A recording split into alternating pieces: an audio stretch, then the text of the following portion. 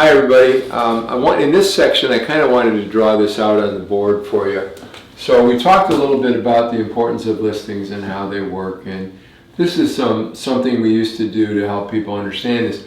Why are listings important? Well, the reason for that is that listings of course attract buyers, which automatically create environments for you where you can get additional clients, especially if you do one of these, if you do an open house.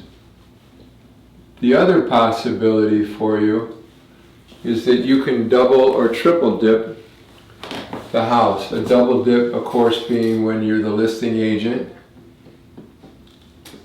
and they buy the house. The other possibility, and this is the easiest sale in the world, once you've sold their house, then of course they become a buyer. So we're going to call this double dip, triple dip.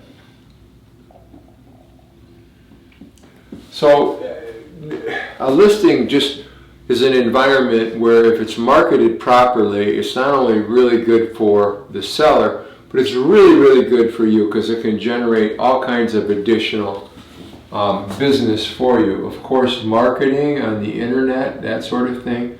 Homes.com has a new environment where if it's your listing, you get 100% of the leads. They're the fastest growing portal in the United States right now. So the other thing that's important is you get paid no matter who sells the property. Who gets the money? You do. So the next thing that's most important, or I believe was important for me because I got 80% of my money from this, in a certain sense, all of the realtors become your employees. So when you put a listing out in the MLS, you're putting thousands of real estate agents to work for you, and if they succeed in their efforts, you get paid no matter what. But if they don't, you don't have any money, you don't have any time or energy involved in that part of the business. So it's a wonderful environment in which to work. So the other thing that's important about this process is that you become the person who sells the house. You become the neighborhood hero. You can put your sold sign out there. So in everybody's mind, something magical happens. You have this advertisement for your services in the yard, and then ultimately as it's sold, if you put that sold insert out there, and you're crazy if you don't, you not only become the neighborhood hero, but you get the credit for that sale. So that's something else I used to love about it. Sellers are easier to find than buyers. FSBOs advertise, expireds show up in the MLS.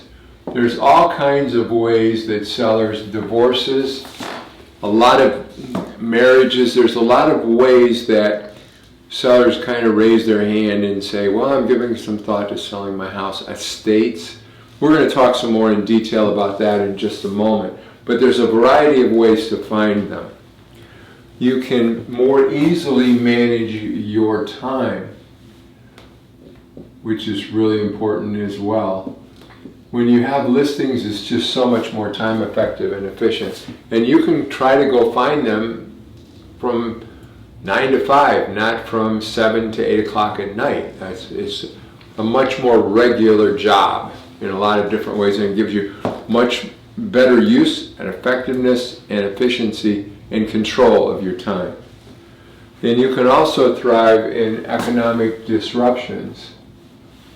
So if there's a downturn in the market, what do?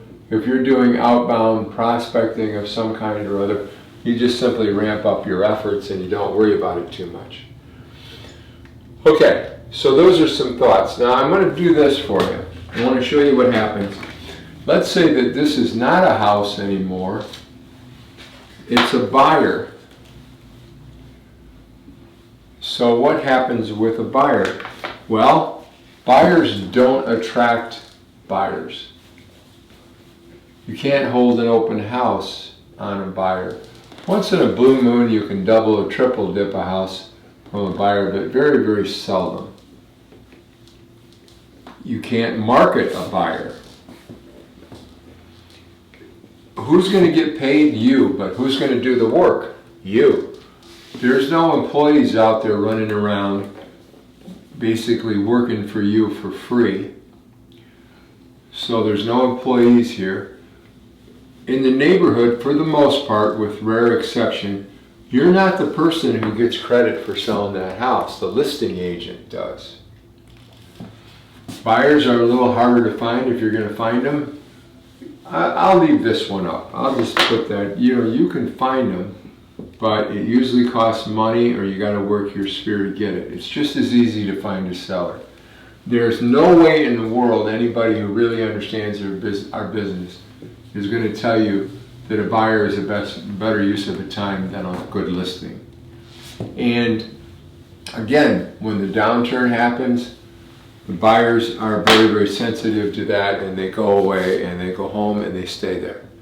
So that's why listings work much more dynamically, much more organically, and much more effectively than purchasers. Thanks. Hope that was helpful.